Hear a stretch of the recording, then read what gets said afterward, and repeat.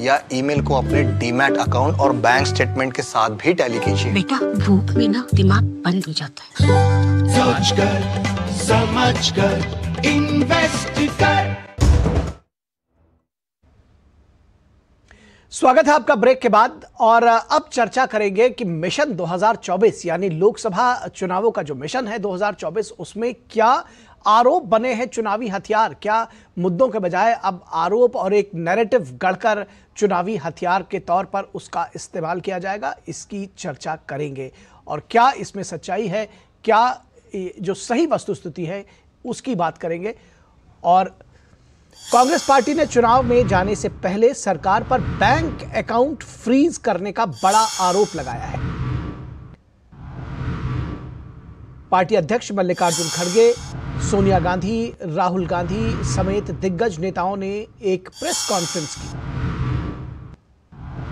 और पार्टी का account freeze करने का आरोप लगाया। कहा कि ये सत्ता पक्ष की तरफ से, सरकार की तरफ से ऐसा कराया गया है कि उनके पार्टी का अकाउंट जो है वो फ्रीज करा दिया गया है। राहुल गांधी का आरोप है कि पार्टी के पास रेल टिकट खरीदने लायक तक के पैसे नहीं बचे हैं। तो रेल टिकट खरीदने तक के पैसे नहीं बचे हैं कांग्रेस पार्टी के पास, लेकिन कोर्ट और चुनाव आयोग जैसी संस्थाएं खामोश हैं, ये कहना है राहुल गांधी का। क्या कांग्रेस पार्टी बैंक खाता फ्रीज को चुनावी मुद्दा बना रही है या विक्टिम कार्ड खेल रही है? यह भी एक सवाल है कि क्या कांग्रेस इसको एक मुद्दा बनाना चाहती है, इस पे विक्टिम कार्ड खेल रही है। लेकिन हकीकत क्या है यह भी गौर करना जरूरी है। तो चेन ऑफ इवेंट्स को समझने की कोशिश करते हैं। वर्षों पुराने इनकम टैक्स रिटर्न को लेकर पार्टी को भेजी जा रही थी नोटिस। इनकम टैक्स ट्रिब्यूनल के फैसले के खिलाफ कांग्रेस पार्टी ने दिल्ली हाईकोर्ट में गुहार लगाई थी। हाईकोर्ट ने कांग्रेस पार्टी को फटकार भी लगाई थी और पूछा था कि 3 वर्षों से क्या आप सो रहे थे, उस वक्त आप क्यों नहीं आए।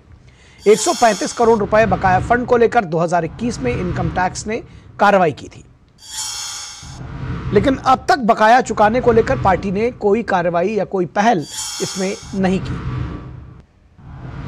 कांग्रेस पार्टी का आरोप है कि भारत में लोकतंत्र नहीं है, विपक्षी पार्टी का अकाउंट फ्रीज किया गया है। चंदे के अतिरिक्त आय को लेकर इनकम टैक्स ने 10 साल पहले जानकारी मांगी थी। 10 साल पहले यह जानकारी मांगी थी, लेकिन पार्टी ने इसे देना कभी भी उचित नहीं समझा। ट्रिब्यूनल ने नहीं किया है अकाउंट फ्रीज। ये भी एक नई जानकारी आई है कि अकाउंट फ्रीज नहीं किए गए हैं, बल्कि कुछ खास रकम को फ्रीज किया गया है। क्या लोकतंत्र में कानून न मानने की छूट मिली हुई है? यानी कि आप लोकतांत्रिक दल हैं, आप एक राजनीतिक दल हैं, तो कानून को नहीं मानेंगे। कानून में छूट को लेकर सीएम केजरीवाल एक बार फिर पहुंचे हैं हाईकोर्ट। तो इसी तर्ज पर कानून में छूट केजरीवाल भी चाहते हैं। शराब घोटाले में अब तक 9 समन को केजरीवाल इग्नोर कर चुके हैं। आज ईडी के सामने केजरीवाल को पेश होना था, लेकिन कोर्ट से वो संरक्षण मांग रहे हैं। उनका कहना है कि उनको गिरफ्तार न किया जाए, गिरफ्तारी का डर है उनके पास। आखिर गिरफ्तारी से केजरीवाल क्यों चाहते हैं संरक्षण? अगर निर्दोष है तो डर किस बात का? तो सवाल उठ रहे हैं कि अगर केजरीवाल निर्दोष हैं तो डर किस बात का, क्यों संरक्षण चाहते हैं वो अदालत से। वहीं आम आदमी पार्टी के नेता आतिशी मरलेना ने कहा है कि ईडी भाजपा जो है वो यानी सरकार ईडी को एक इंस्ट्रूमेंट के तौर पर अपनी विपक्षी पार्टियों के खिलाफ इस्तेमाल कर रही है। क्या कुछ कहा आतिशी ने, आइए सुनते हैं। ईडी अरविंद केजरीवाल जी को जांच में भागीदारी के लिए नहीं बुला रही है, वो उनको गिरफ्तार करने के लिए बुला रही है कि वो चुनाव में कैंपेन ना कर सके, कि जो भारतीय जनता पार्टी चाहती है कि उनकी मेजॉरिटी आए, उनकी सरकार बने, उसमें विपक्ष के एक महत्वपूर्ण नेता होने के तौर पे अरविंद केजरीवाल प्रचार ना कर सके। और इस पर पलटवार किया बीजेपी के नेता बांसुरी स्वराज ने। क्या कुछ कहा बांसुरी ने, आइए ये भी सुन लेते हैं। अरविंद केजरीवाल जी तो वो नेता हैं जो सबको नसीहत देते थे कि आपको जांच में जुड़ना चाहिए। ये वो नेता हैं जो अपनी कट्टर ईमानदारी का बखान करते थे। पीएमएलए एक्ट में जब भी एक समन आपके पास आता है, उसमें जांच में जुड़ना अनिवार्य होता है। जब जब माननीय मुख्यमंत्री केजरीवाल जी समन्स का निरादर करते हैं तब तक वो सेक्शन 174 ऑफ आईपीसी में एक नया ऑफेंस अपने विरुद्ध खड़ा कर देते हैं। तो मैं जानना चाहती हूँ, चोर की दाढ़ी में तिनके वाली बात है क्या इसीलिए माननीय मुख्यमंत्री जी इतने भयभीत हैं? तो बीजेपी सवाल उठा रही कि चोर की दाढ़ी में तिनके वाली बात है क्या, क्यों भयभीत है आखिर केजरीवाल? और इसके बाद अगर बात करें जो कांग्रेस ने आरोप लगाए हैं उसमें भी क्या कुछ कहा नेताओं ने, राहुल गांधी ने क्या कुछ कहा ये भी सुन लेते हैं। उन्होंने साफ तौर पर कहा कि यहां लोकतंत्र नहीं है क्योंकि कांग्रेस पार्टी के बैंक अकाउंट को फ्रीज कर दिया गया है। अगर आपने किसी परिवार का बैंक अकाउंट फ्रीज कर दिया, भूखे मर जाते हैं। वो कांग्रेस पार्टी के साथ किया जा रहा है। 1 महीने पहले यह हुआ और किसी संस्था ने, हिंदुस्तान की संस्था ने, किसी कोर्ट ने, किसी इलेक्शन कमीशन ने चूं तक नहीं कहा।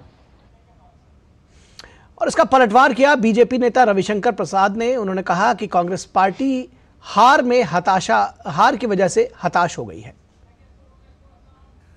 अगर राहुल गांधी, सोनिया जी और खरगे जी के सामूहिक प्रेस को एक शब्द में कहा जाए, आने वाले लोकसभा चुनाव में हार की हताशा में एक बहाना ढूंढा गया है। कांग्रेस पार्टी राजनीतिक रूप से सूख कर कांटा हो गई है। तो हार में की वजह से हताश है कांग्रेस पार्टी और इस वजह से बहाना ढूंढ रही है, कहना है बीजेपी का। फिलहाल इस पर क्या कुछ विश्लेषण है, क्या कुछ सच है, इसकी पड़ताल करने की कोशिश करेंगे। और क्या कुछ कहते हैं राजनीतिक दल, इसकी भी बात करेंगे। हमारे साथ मेहमानों का खास पैनल जुड़ा हुआ है इस विषय पर चर्चा करने के लिए। उनसे आपका परिचय करा दें। हमारे साथ अनुजा कपूर, बीजेपी की प्रवक्ता, जुड़ी हुई हैं। अनुजा जी बहुत स्वागत है। हमारे साथ डॉक्टर टीना करमवीर जुड़ी हुई हैं, कांग्रेस की प्रवक्ता है, बहुत स्वागत है डॉक्टर टीना। और विनोद मिश्रा हमारे कंसल्टिंग एडिटर जुड़े हुए हैं। विनोद जी बहुत स्वागत है। विनोद जी, आपने सुना जो कांग्रेस पार्टी का जो पूरा आरोप है, आरोप प्रत्यारोप जिस तरह से हुआ है, क्या सच्चाई है, किस तरह से इसका विश्लेषण करेंगे आप? निखिल, जब मैं आपकी रिपोर्ट सुन रहा था तो मेरे मन में एक सवाल जरूर आ रहा था, क्या इस देश में आम नागरिक के लिए अलग कानून है और इस देश के नेता और वीआईपी के लिए अलग कानून है क्या? जब आप राहुल गांधी का प्रेस कॉन्फ्रेंस सुन रहे थे तो राहुल जी आज जो बात कह रहे थे उस बहुत गंभीर बात है और इसको समझना चाहिए कि इलेक्शन के मुहाने में कांग्रेस पार्टी के आज इस तरह का स्पेशल प्रेस कॉन्फ्रेंस, जिसमें सोनिया जी, जिसमें कांग्रेस पार्टी के अध्यक्ष मल्लिकार्जुन खड़गे, राहुल गांधी और खुद जितने वरिष्ठ नेता हैं वो सब एक मंच पे थे पीसी करते हुए, तो लग रहा था कि देश को कुछ गंभीर मुद्दे पे आज ये प्रेस कॉन्फ्रेंस करने आए हैं। लेकिन आप किस तरह से आरोप लगाते रहे हैं। जब राहुल गांधी कह रहे थे कि इस बात को समझने की ज़रूरत इसलिए भी है कि वो कह रहे हैं कि भारत में लोकतंत्र नहीं है। मतलब उनका कहना यह है कि भारत में जो लोकतंत्र इसलिए नहीं है कि कोर्ट चुप है, इलेक्शन कमीशन चुप है, मीडिया चुप है। तो इसका मतलब राहुल गांधी जो चाह रहे हैं इन लोगों से वो चीज़ें यहाँ पे नहीं हो रही है। अब सवाल ये है कि जब आप इस तरह के आईटी पे और ट्रिब्यूनल पे सीधे आरोप लगा रहे हैं तो आप सीधे सीधे हाई कोर्ट और सुप्रीम कोर्ट पे भी आरोप लगा रहे हैं, क्योंकि आप इस इनकम टैक्स के मामले में ट्रिब्यूनल से होते हुए हाई कोर्ट गए हैं और अभी आपका मामला सुप्रीम कोर्ट में है, जब आप खुद सुप्रीम कोर्ट में इसको मामले के लिए गए हैं। जब आप एक तरफ सुप्रीम कोर्ट से न्याय मांगते हुए दिख रहे हैं कि हम पे जो ये आईटी ने ये चार्ज लगाया है और हमारा जो कुछ बैंक के अकाउंट है उसमें कुछ मनी को आपने फ्रीज किया है, वो किस लिए किया है। तो जब इनकम टैक्स से इतने दिन का ये मामला, तो हाईकोर्ट ने आपको फटकार लगाते हुए कहा था कि क्या 2021 से आप अभी तक सोए हुए थे, जो इस मामले पे आपने कोई इस तरह का कोई एक्शन नहीं लिया या आप इनकम टैक्स के तरफ ये अपने चीज़ों को लेके पेश नहीं हुए। तो सवाल ये है कि इनके जब कभी भी आप ये देखिए कि आम लोगों में और बाकी जो वीआईपी और नेताओं में क्या अंतर है कि पार्टियां ये मान चुकी थी कि इस पे हमें कोई सवाल होना ही नहीं है।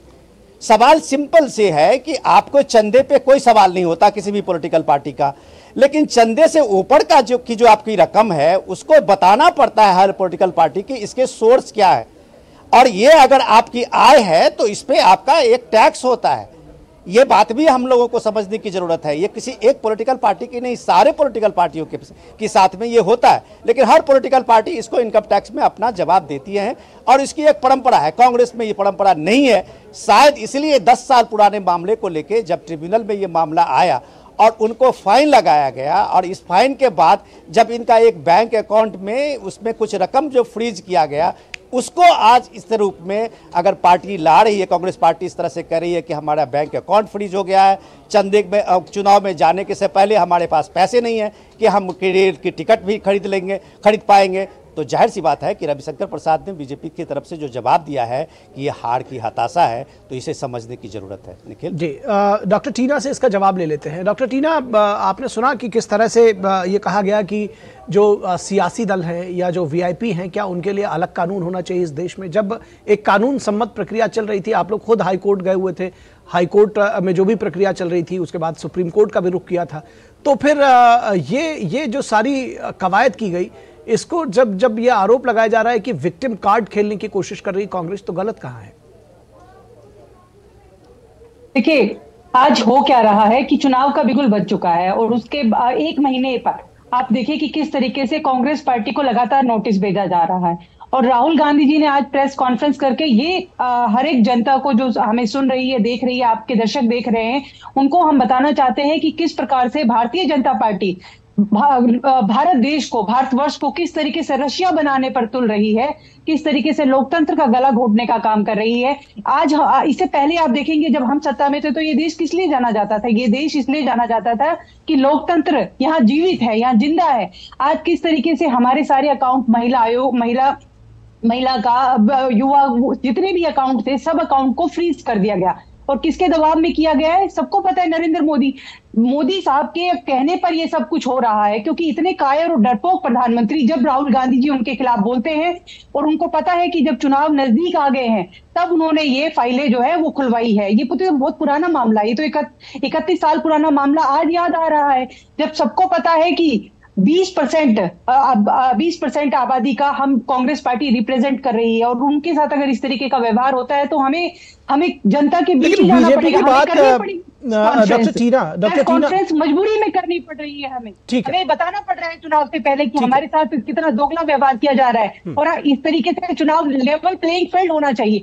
या तो फिर आपको तो कह देना चाहिए कि देश रशिया है। ठीक है डॉक्टर टीना, एक बात जो जहन में आती है, जो आपके आरोप है, अगर ये सारी चीजें हैं तो आप लोग तो ऑलरेडी कोर्ट में हैं, इसमें बीजेपी कहां से कर रही है? मतलब आपका यही कहना ना कि सारा काम बीजेपी करा रही है, आप तो ऑलरेडी अदालत की शरण में है, मामला कानून में, पहले ट्रिब्यूनल में फिर हाई कोर्ट में, तो या तो फिर अदालतों पर भी आपको भरोसा नहीं है। इसीलिए सवाल उठाया जा रहा है कि जब आप अदालत में ऑलरेडी हैं और फिर भी बाहर आकर प्रेस कॉन्फ्रेंस कर रहे हैं, तो उसका मतलब विक्टिम कार्ड खेलने की कोशिश कर रहे हैं, क्योंकि आपको अदालत से राहत नहीं मिल रही। एक तरफ तो सत्ताधारी दल है जो लगातार चंदा लेकर जिस तरीके से इलेक्ट्रोल बॉन्ड से अपना अकाउंट भर लिए हैं, जिन्होंने 7 सितारा होटल ही कहूंगी मैं, कार्यालय पूरे देश के अंदर खोल के रखे हैं, एक तरफ वो पार्टी है और एक तरफ कांग्रेस पार्टी है जिसके सारे अकाउंट फ्रीज कर दिए। जो हम बार बार कहेंगे कि हमारे पास चुनाव में लड़ने के लिए पैसा नहीं है, वो पैसा किसकी वजह से नहीं है? वो बीजेपी की वजह से कि हम ऐसे समय पर, ऐसे मौके पर जब चुनाव में हम इलेक्टोरल बॉन्ड को लेकर के भी दरअसल बहुत सारी बातें कही गई हैं। इलेक्टोरल बॉन्ड को लेकर के भी आरोप प्रत्यारोप का दौर जारी है। आज की जो प्रेस कॉन्फ्रेंस हुई है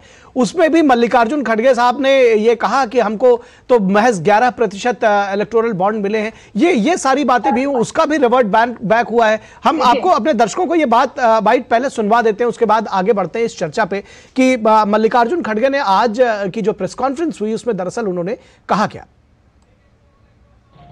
जो इलेक्ट्रोल बॉन्ड, चुनावी चंदा बॉन्ड के बारे में जो तथ्य निकल कर सामने आए, देश की जनता, एक आम नागरिक देख सकता है कि कांग्रेस को 11% ही मिले हैं।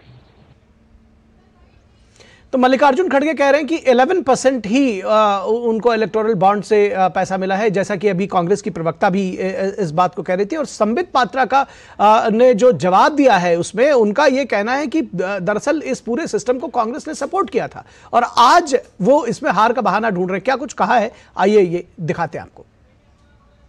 जब ये सिस्टम बनाया गया तो कांग्रेस पार्टी ने इसे सपोर्ट किया था, मगर आज आश्चर्य का विषय है, जैसे रवि जी ने कहा कि ये बहाना ढूंढने का जो तरीका है कि आज हम हार रहे हैं, हमसे ना हो पाएगा, तो किसके सर पे नारियल फोड़ना है? तो इलेक्टोरल बॉन्ड के सर पे नारियल फोड़ देना है।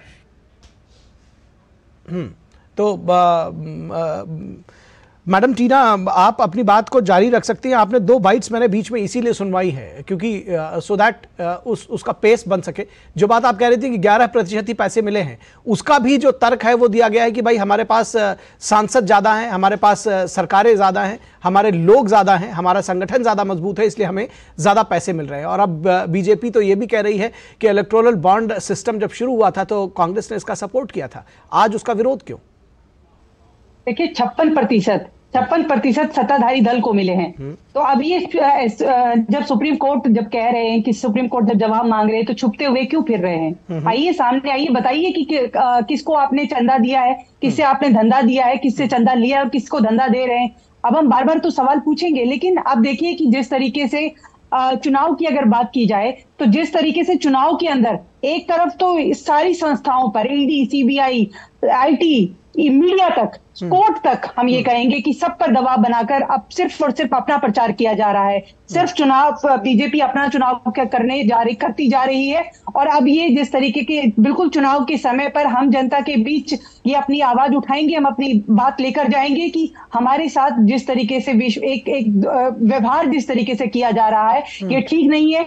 या तो जिस तरीके से देखिए जितना सभी संस्थाओं पर एक समय में जब हम बार बार कहेंगे कि जब हमारी सरकार थी तो किस तरीके से सभी संवैधानिक संस्थाओं को एक स्वतंत्र निष्पक्ष रूप से कार्य करती थी, आज किस तरीके से, चाहे आप ऊपर से उठाकर देख लीजिए। नहीं, ऐसा तो नहीं था। देखिए मैं बीच में आपको टोकना नहीं चाह रहा है, मैं बीच में आपको टोकना रहा, लेकिन सीबीआई को तोता और पिंजरा ये सुप्रीम कोर्ट का कमेंट था, तब यूपीए गवर्नमेंट ही थी, तो ऐसा नहीं है। देखिए जी, हुड्डा जी के खिलाफ नहीं, तो मैं वही कहना चाह रहा हूँ ना कि वो हमेशा ऐसा नहीं हुआ है। मैं बीजेपी के पास जाना चाहूंगा क्योंकि मुझे लगता है कि आपकी बात आ गई, लेकिन वो बात अभी भी डॉक्टर टीना जो दरअसल मैंने सवाल पूछा था उसका अगर जवाब मिलता, क्योंकि मेरे जहन में सचमुच ये बात है कि जब मामला हाईकोर्ट में है, आप लोग बार बार कहते रहे कि भाई अदालतों का तो आप सम्मान करते हैं ना, जब मामला हाईकोर्ट में फिर प्रेस कॉन्फ्रेंस करके क्या बताना चाह रहे हैं?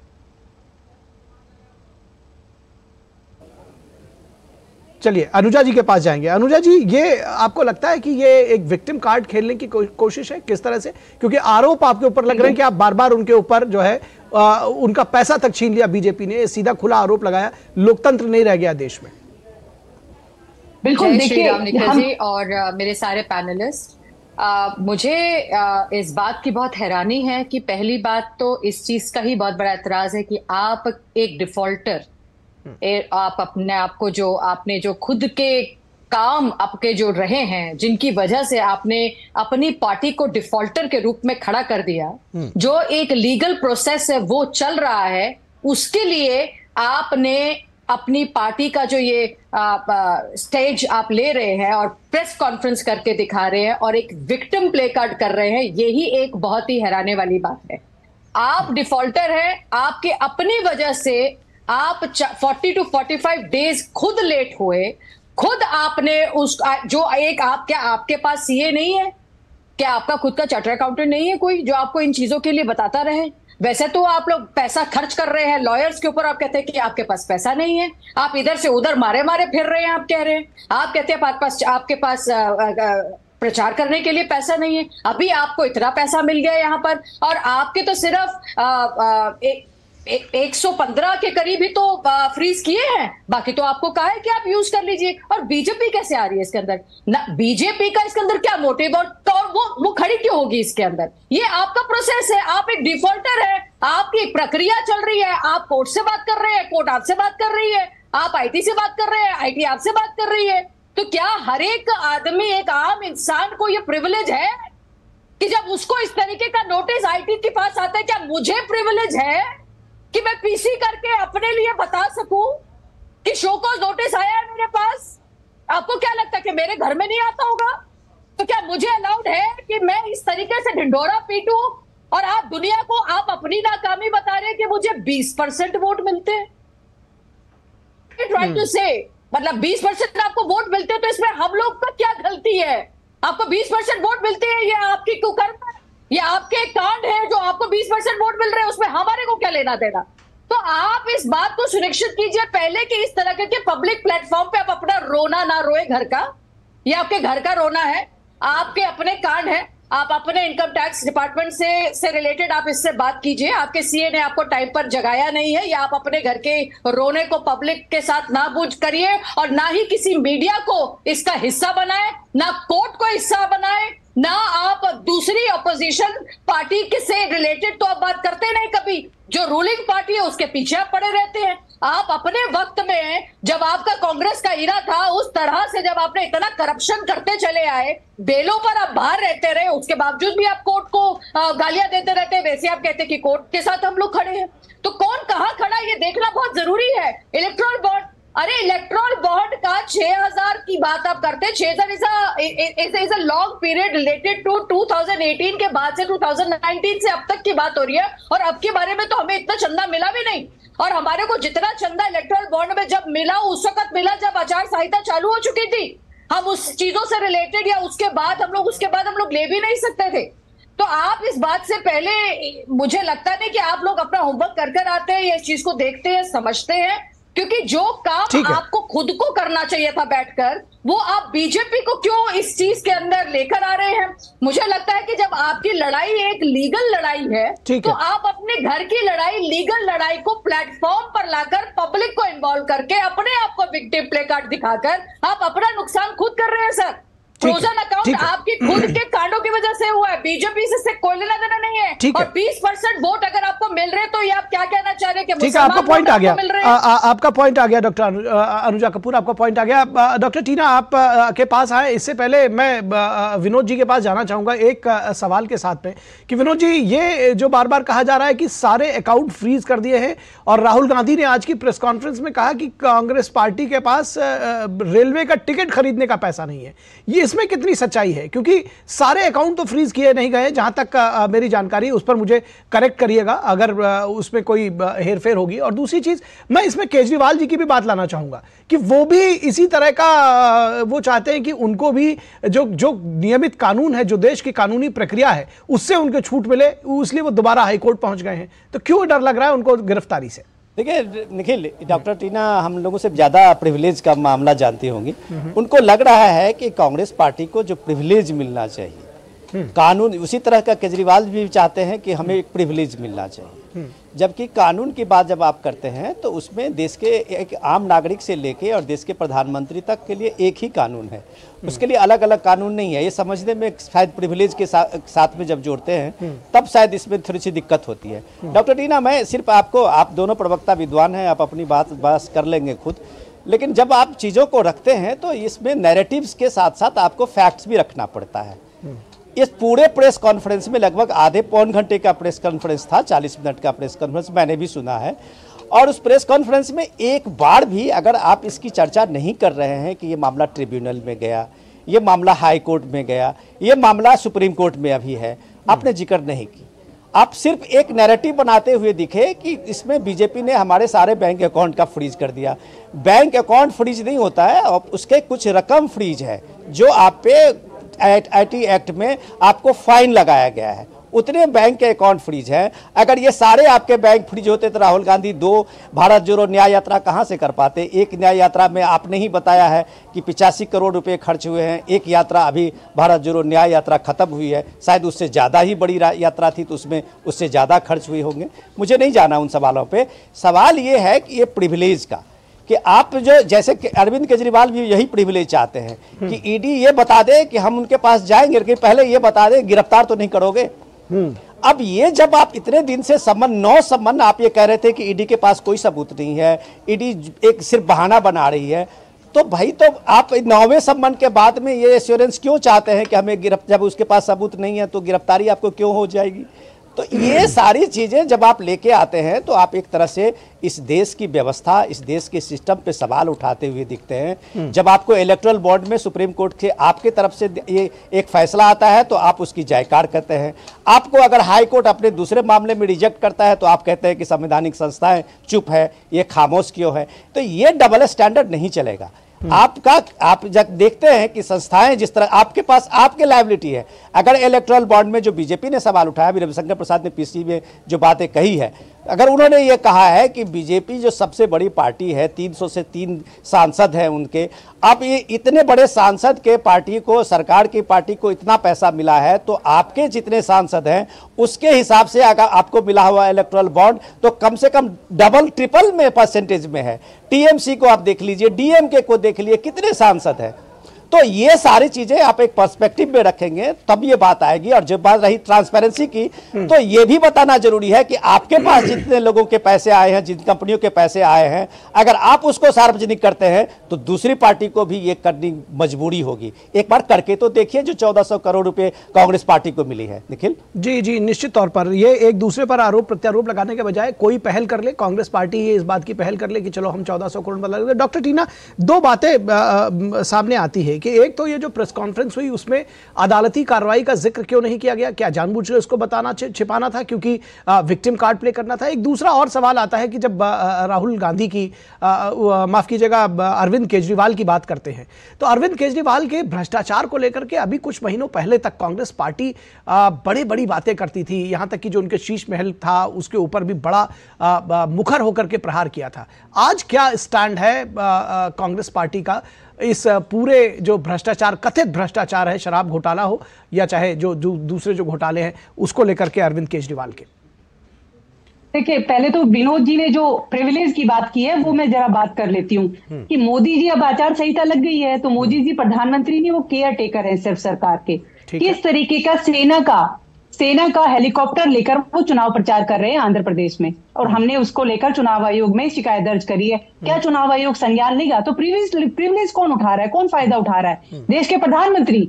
चुनाव आयोग क्या ये भाजपा की जेब से पैसा जा रहा है? एक बात हो सकता है वो कर रहे हो, मैं इससे इनकार नहीं कर रहा हूं, लेकिन मैं कह रहा हूं कि प्रिविलेज के अगेंस्ट में प्रिविलेज आप ऐसी क्यों बात कर रही हैं कि उन्होंने, चूंकि हमने किया है उन्होंने भी किया तो बराबर हो गया? ऐसा नहीं है। अगर उनकी गलती है तो उनकी भी गलती है, आपकी गलती है तो आपकी भी गलती है। देखिए यही तो मीडिया का दोगलापन है। जब प्रिविलेज की बात आ गई, अब जब मोदी जी की बात आ गई तो किस तरीके से मैं ये नहीं कह रहा हूं, मेरी बात समझिए बस। मुझे 10 सेकंड दीजिए। मैं दरअसल जो बात कहना चाह रहा हूं, डॉक्टर टीना, बहुत अच्छी बहस चल रही है। डॉक्टर टीना मेरी बात सुन लीजिए। ठीक है, बिल्कुल है। मैं आपकी बात से इनकार भी नहीं कर रहा डॉक्टर टीना। पैसा खर्च हो रहा है वो किसका? डॉक्टर टीना मेरी बात तो सुन लीजिए। मैं ये नहीं कह रहा हूं, मैं कह रहा हूं आपके आरोप सही हो सकते हैं और आप लोग खुद ही कह रहे हैं कि आप चुनाव आयोग में गए हैं, लेकिन मेरा ये कहना है कि अगर चोरी के आरोप किसी के ऊपर लगते हैं तो ये कहना कि चूंकि अमुक व्यक्ति ने चोरी की इसलिए हमारी चोरी को सही ठहरा दिया जाए, ये सही नहीं हो सकता। मैं ये कह रहा हूं। देखिए साहब, अभी विनोद मिश्र जी ने ये बात बोली, मैंने उनको जवाब दे दिया कि देखिए दोगलापन कहाँ हो रहा है, किस तरीके से मोदी जी अपना चुनाव प्रचार किस तरीके से कर रहे हैं। तो वो तो केयर टेकर है ना, उनको पैसा क्या मतलब इस बात का जवाब देंगे ही। चुनाव आयोग क्या संज्ञान लेगा? हम तो कह रहे हैं चुनाव आयोग की बोनी हो गई, बहुत कसीदे पढ़ रहे थे वो, बहुत शेरो शायरी कर रहे थे। आज जवाब दीजिए कब नोटिस जाएगा? विपक्षी पार्टियों को लगातार चुनाव आयोग नोटिस पे नोटिस भेज रहा है और आप मुझे बताइए कि अशोक चव्हाण पर भी यही आदर्श। ठीक है, ये इसका जवाब ले लेंगे हम, इसका जवाब ले लेंगे बीजेपी प्रवक्ता से। अभी जो प्रिविलेज की बात आपसे पूछी गई है उसका जवाब दे दीजिए। नहीं, कोई जवाब नहीं है इनके पास, क्योंकि इनको सिर्फ अरे वो देंगी ना जवाब, जो देंगी वो देंगे। अभी तो आप अपने वाले का जवाब दीजिए ना। सिर्फ और सिर्फ विपक्षी पार्टियों को कमजोर किया जाए, उनके पैरों में जंजीर बांध दी जाए और फिर ये कहते हैं कि न्यू इंडिया बना रहे हैं। ये कैसा न्यू इंडिया है? अब हम सवाल पूछेंगे और मुझे लगता है कि मीडिया को तो जरूर सवाल पूछना चाहिए कि किस तरीके का न्यू इंडिया है ये। एक तरफ सत्ताधारी दल है और एक तरफ विपक्ष है, लगातार विपक्ष को कमजोर करने का काम बीजेपी। आपको लगता है कि अदालतें सत्ताधारी दल के साथ मिल गई है क्या? क्योंकि जो आपका आरोप बार बार आ रहा है, ये जो लगातार आपका आरोप आ रहा है, मैं बार बार ये सवाल पूछ रहा हूं कि जब आप अदालत में हैं फिर आप क्यों कह रहे हैं कि सत्ताधारी दल ने किया? आपको याद होगा प्रेस कॉन्फ्रेंस जजों ने मिलकर की थी, तो आपको याद आ गया होगा। जब जज आकर रो रहे हैं तो उस पर तो सवाल उठेगा कि नहीं उठेगा? बस सिर्फ और सिर्फ आज जो है विपक्ष को अनाथ करने का काम जो हम कहते हैं, मीडिया हमें अनाथ बना रही है। अगर मीडिया आज इतनी स्पष्ट होती, साफ होती, तो आज सवाल पूछती तो साहब आप किस तरीके से पैसा का दुरुपयोग कर रहे हैं, आप जवाब दीजिए। चुनाव आयोग आज अगर निष्पक्ष होता तो सवाल करता, आज कार्रवाई करते, मोदी जी पर कार्रवाई करते। कि आप तो राहुल गांधी पर तो तुरंत नोटिस भेजते हैं, आज क्यों नहीं भेज रहे मोदी जी को नोटिस? आज कितनी गहरी नींद में सो गए हैं, तो हम सवाल पूछेंगे कि नहीं पूछेंगे? आप मुझे जवाब दीजिए। अच्छा एक बार बताइए, जो केजरीवाल वाला प्रश्न है उस पर भी दे दीजिए जवाब, उसके बाद फिर हम चले जाएंगे अनुजा जी के पास, जवाब ले लेंगे उनसे। आप मुझे बताइए, हेमंत विश्व शर्मा की फाइल दिखा दीजिए, उन पर क्या कार्रवाई हुई? ठीक है, हेमंत बिस्व शर्मा की बात छोड़िए, मैंने तो खाली आपका स्टैंड पूछा है केजरीवाल पे। मैं अच्छा आप बताइए, एक भी बात का सवाल सीधा जवाब नहीं देंगी डॉक्टर टीना? मैंने कहा कि केजरीवाल पर क्या स्टैंड है ये बता दीजिए। केजरीवाल पर हम जवाब दे रहे हैं कि किस तरीके से लगातार विपक्षी पार्टियों पर ही कार्रवाई कर रही है ईडी सीबीआई। ठीक है, ईडी सीबीआई नहीं कर रही है अजीत पवार पर 70,000 करोड़ का, ये तो पीएम यानी कि 6 महीना पहले जो आप लोग आरोप लगा रहे थे गठबंधन होने से पहले, उस पर अब आपका यू टर्न है, ये माना जाए?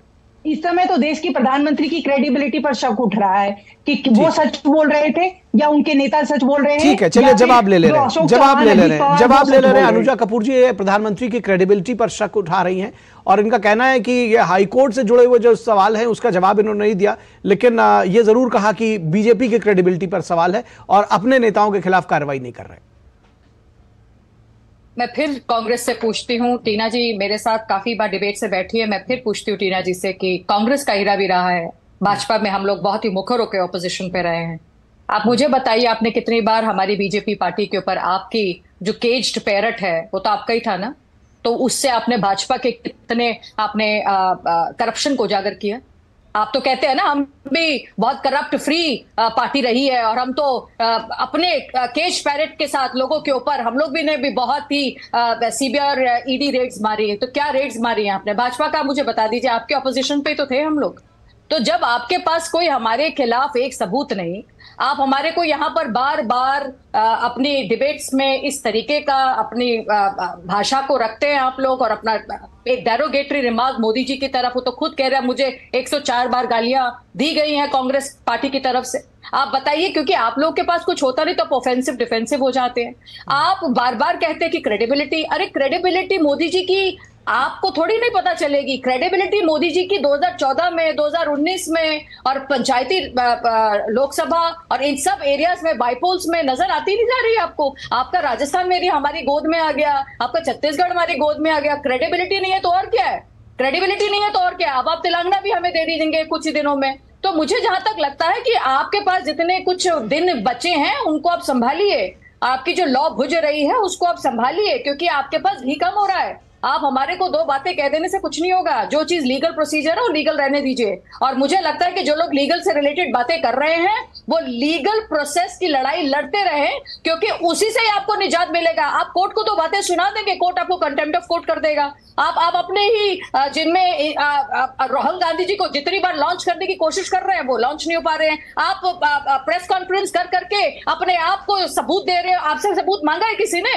आपसे बोला है कि हम आपके परिवार से रिलेटेड कोई बात करें? नेशनल हेराल्ड का केस का इतना बड़ा कांड आपके सामने रहा, आप कुछ बोलने के लिए तैयार नहीं है। आपके खुद के लोग बाहर घूम रहे हैं, आप बात करते हैं अजीत पवार की, आप बात करेंगे हिमंता भाई साहब की। आप बताइए कि वो जब आपके साथ थे तब तक वो करप्ट नहीं थे। आज भी अरविंद केजरीवाल करप्ट और अजय माखन कहते हैं Arvind Kejriwal is corrupt in liquor case. आज आप उनके साथ चाय को समोसे बैठकर खाना खाते हैं। कांग्रेस पार्टी पंजाब में उनके साथ बैठ के बात नहीं करना चाहती, दिल्ली में उनके साथ बात नहीं करना चाहती, पर भाई भाई मुसेरे भाई साथ चोरों साथ बैठेंगे। तो मुझे बताइए सर, हम लोग की क्रेडिबिलिटी की बात कर रहे हैं। आप लोग क्रेडिबिलिटी, टीना जी आप लोग के ऊपर नहीं है। ठीक है, डॉक्टर टीना कुछ कहना चाह रही है। बात को आप कुछ और खत्म कर देते हैं। आप अपनी क्रेडिबिलिटी को जीरो कर चुके हैं। आप बताइए, क्योंकि अभी तक वो एलओपी रहे, doctor Tina hold on, doctor Tina उनको खत्म कर लेने दीजिए। जी जी कर लिया। डॉक्टर टीना जल्दी से बताइए, मेरे पास समय थोड़ा कम हो रहा है, मुझे मैं जाना है विनोद जी के पास। जी, बीजेपी बहुत नीचे गिर गई है, इतनी प्रतिशोधात्मक राजनीति कर रही है। इनका फूल खिला जरूर, वो भी नफरत और आग में। आप देखिए हमारे नेता को 55 घंटे बैठाया ईडी सीबीआई ने, क्या जांच निकले? कुछ निकला? कुछ नहीं निकला। सिर्फ और सिर्फ ये जो है भ्रष्टाचार का। अरे भ्रष्टाचार में तो मां घोटाला देश के प्रधानमंत्री के नाम पर हो रहा है। इलेक्ट्रोल बोर्ड तथ्यों के आधार पर बात करिए। इस तरह से जबानी जबान खर्च करने से मैं ऐसे उसमें जाऊंगा भी नहीं, मैं इसमें जाऊंगा भी नहीं। ना इस तरह से कीचड़ उछालते रहे, मैं इस डिबेट में जा नहीं रहा हूं। आपको और अनुजा कपूर दोनों लोगों को मैं कहूंगा कि मैं इस तरह की डिबेट में नहीं, मैं इस तरह की नहीं। अनुजा जी और डॉक्टर टीना नहीं तो सवाल पूछा डॉक्टर टीना सेकंड्स के अंदर जी, मैं सिर्फ अपनी बहन को एक बताना चाहती हूँ। इलेक्ट्रोल बॉन्ड से रिलेटेड आप लोग ही गए थे कोर्ट के अंदर, और आज इलेक्ट्रोल बॉन्ड के बारे में बहुत कुछ बाहर निकलने की बात हो रही है, जिसके अंदर आपका भी बातें बहुत कुछ नजर आएंगी। तो ये बात मत अभी आपका कहिए कि निकल जो रहा है, बीजेपी जनता के बीच सब जा रहा है, जनता सब देख रही है। मैं देखिए, मुझे लगता है कि देख रही अमित है शाह जी ने कैसे क्या जा रहा है, ये कैसे तय करेंगे, ये कैसे तय करेंगे? एक जने को 1400 करोड़ रुपए मिला है, बता दी है जी कि आपका बड़ी जल्दी सुपड़ा साफ किस तरीके से इलेक्टोरल बॉन्ड ठीक के है, जरिए चलिए नजर आ अनुजा जी, जाएगा। तो ठीक आप है। इस बात से रिलेटेड परेशान मत ठीक है, होइए चलिए आप कि दोनों ने अपनी लोगों को बात क्या कह ली। नजर मुझे आने विनोद वाला जी है। के पास जाना। विनोद जी, आपको लगता है कि ये जो इस तरह के मुद्दे हैं और खासतौर पर आरोप, जब मामला हाईकोर्ट में चल रहा है, लाकर आरोप लगाना, तो ये क्या विक्टिम कार्ड खेलकर एक चुनाव में मुद्दा बनाने की कोशिश इस तरह के मुद्दों को की जा रही है? असल मुद्दों से पीछे ढकेलने की बात है ये?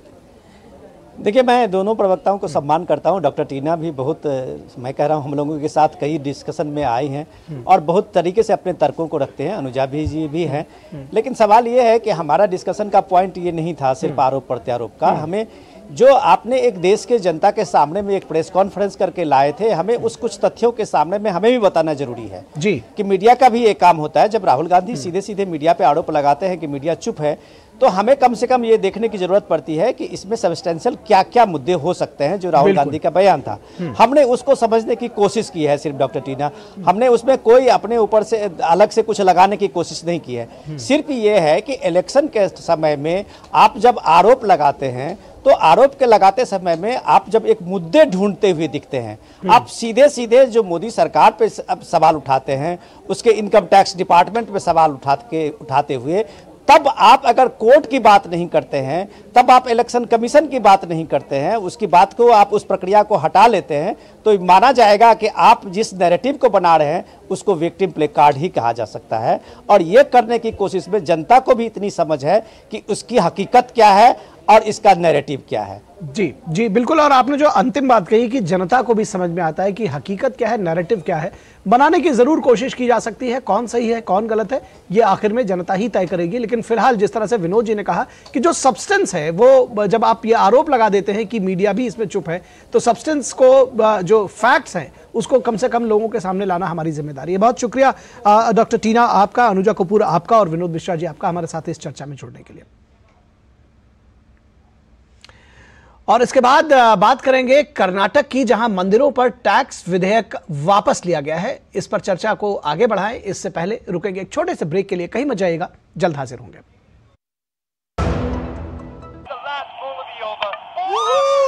क्या लड्डू हम यहाँ बैठे बैठे पैसे बना सकते हैं? Amazing day. What a match this has been. Cracking shot from the pick. What a way to finish the game. Guys, मैं तुम्हारे बिजनेस आइडिया का बड़ा फैन। अब बिजनेस चाहे जो भी, SBI का करंट अकाउंट तो चाहिए ना। SBI करंट अकाउंट से सिंप्लीफाइड बिजनेस ट्रांजैक्शन और ग्रेट कस्टमर सर्विस। SBI, देश का फैन। तुम्हें पता है इन्वेस्टर्स के लिए एक इन्वेस्टर प्रोटेक्शन फंड होता है, IPF। लेकिन अगर तुम्हारा ट्रेड एक्सचेंज पर एग्जीक्यूट नहीं हुआ या फिर कोई गारंटीड रिटर्न्स वाली स्कीम है, तो ये IPF